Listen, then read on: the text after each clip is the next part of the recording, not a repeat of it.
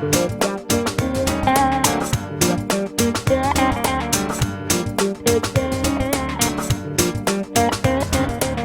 te vedo ancora mentre trasi in ascensore.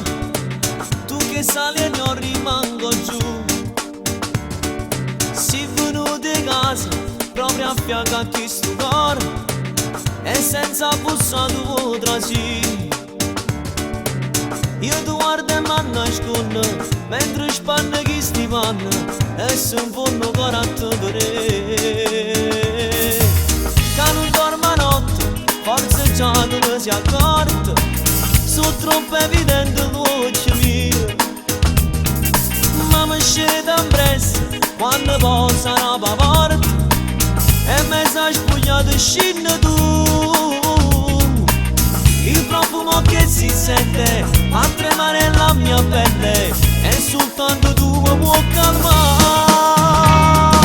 No, non me la sa, sotto stavolta non t'amo tanto guardare.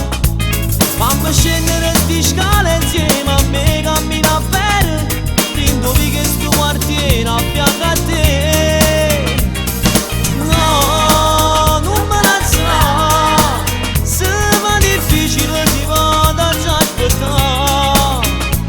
Sempre sotto a sto palazzo quando vai scura di notte e per forza a casa non ti arrivi no.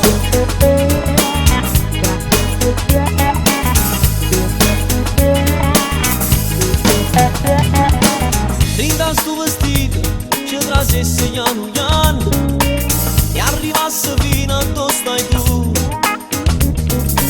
Mi fermasse solo quando rinda che sti in mano.